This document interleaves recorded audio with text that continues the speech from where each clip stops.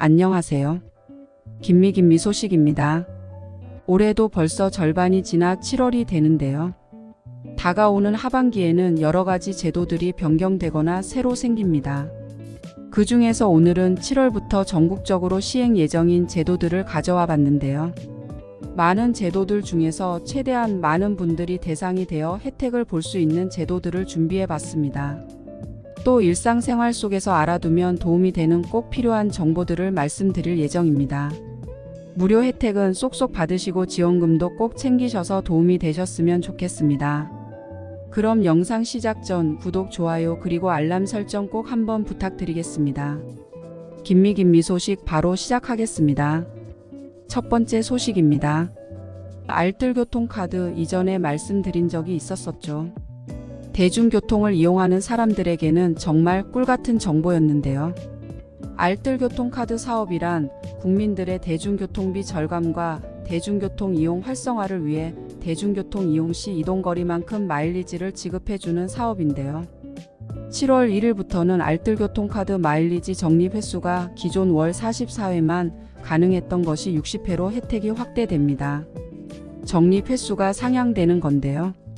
이렇게 적립 횟수가 늘어남에 따라 최대 적립금도 늘어나게 되었습니다.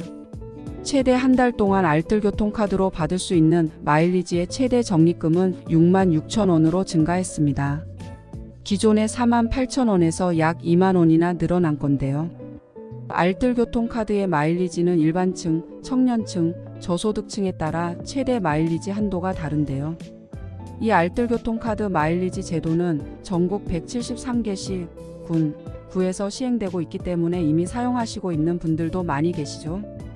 이렇게 확대된 혜택 나는 이미 쓰고 있는데 별도로 또 카드를 발급받거나 신청해야 하나 궁금하실 텐데요.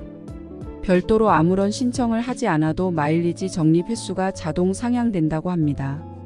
또 알뜰교통카드 적용 카드사도 확대된다고 하고요. 강원도 홍천군과 양양군에도 신규로 지역이 확대된다고 합니다. 그러니 대중교통 이용과 함께 걷기, 자전거 타기를 통해 고물가 시대에 교통비를 조금이라도 절약할 수 있으면 좋을 것 같습니다. 저 역시 이 제도를 활용하고 있는데요. 은근 쏠쏠한 제도라 꼭 신청하셨으면 좋겠습니다. 두 번째 소식입니다.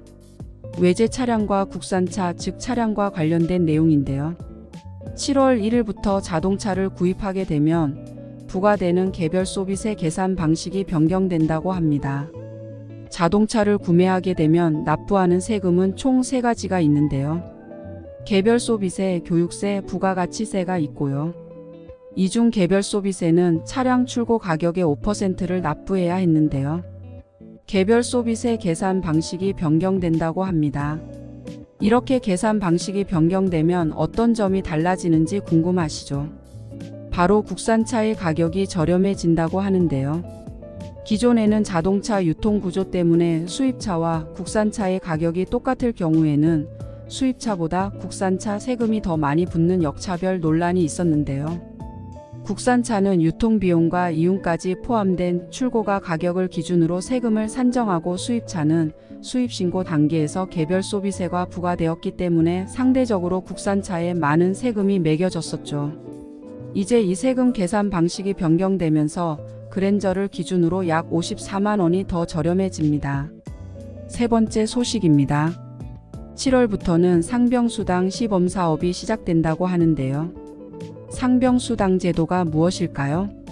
상병수당 제도는 근로자가 업무 외 질병이나 부상으로 아파서 일을 못하면 마음 편히 쉴 수 있도록 하루에 4680원의 수당을 지원해주는 제도인데요.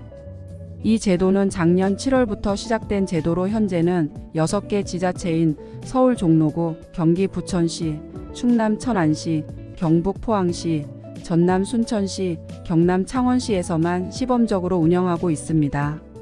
이제 2단계 시범사업으로 해당 사업을 진행하는 지역을 더 확대한다고 하는데요. 확대 적용되는 지역은 경기 용인시, 경기 안양시, 대구 달서구, 전북 익산시입니다. 수당은 지급하는 기간과 요양 방법이 모형에 따라 다른데요. 모형은 지역에 따라 방법이 다른 걸 나타내고 있고요. 소득 기준, 입원 여부, 급여, 대기 기간, 최대 보장 기간과 같은 내용이 모형에 따라 다르니 신청 전에 꼭 확인해 보시면 좋겠습니다. 혹시 몸에 불편해서 일을 쉬게 되는 경우가 생긴다면 이 제도 꼭 기억해 두셨다가 신청하시길 바라겠습니다. 네 번째 소식입니다.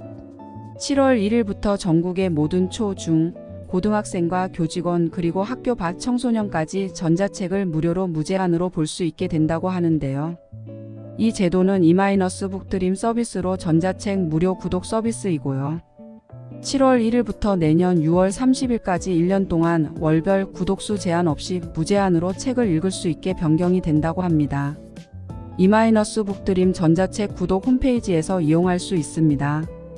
다섯 번째는 7월 1일부터 5대 불법 주정차 지역에 인도 주차도 포함되면서 6곳으로 늘어난다고 합니다.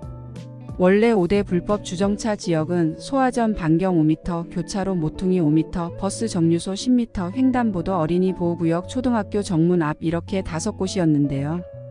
여기에 인도 주차도 포함이 되어 6곳이 됩니다.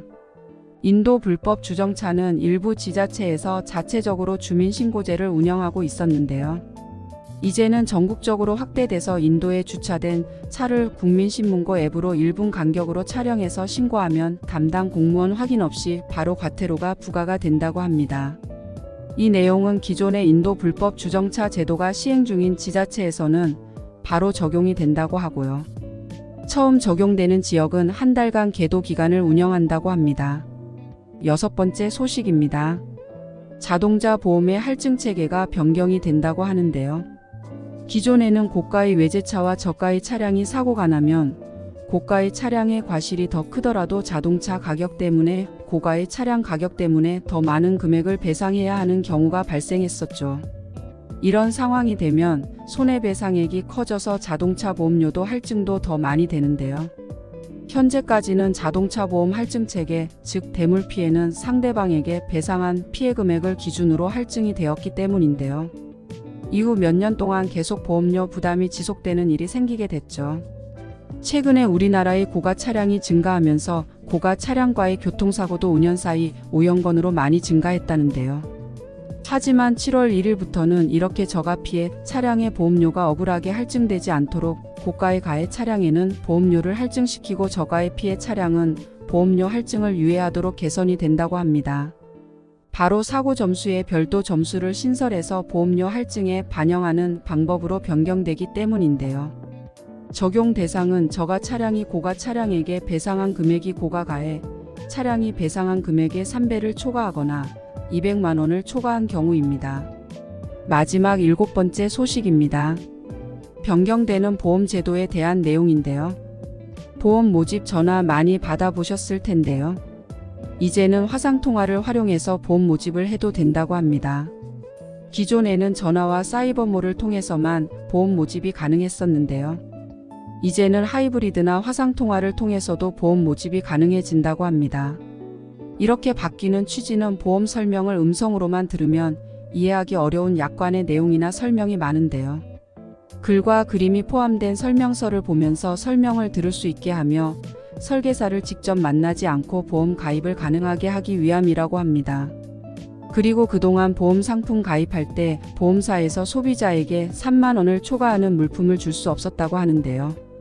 앞으로는 보험 상품별로 사고 발생 위험을 낮추는 물품인 경우에는 20만 원까지 제공할 수 있게 되면서 더 많은 혜택을 제공받을 수 있을 거라고 기대됩니다. 또 20만 원 상당의 물품이 아니면 연간 보험료의 10%까지도 제공할 수 있다고 하니까요. 이 내용 꼭 기억하셨다가 해당 보험 상품을 가입하실 일이 있으시면 제공받으시길 바랍니다. 위 보험에 해당되는 예시로는 반려동물 보험에 가입한 소비자에게 반려동물 구충제나 예방접종과 같은 내용을 제공하는 것을 말합니다. 이 외에도 산재보험 가입 대상자가 여러 업체에서 일하는 노무 제공자에게 확대된다고 합니다.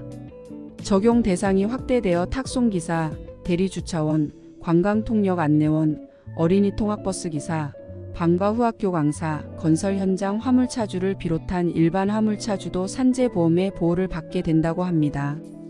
이렇게 확대 적용되면 산재보험을 무려 기존 80만 명에서 173만 명이나 적용을 받을 수 있다고 합니다.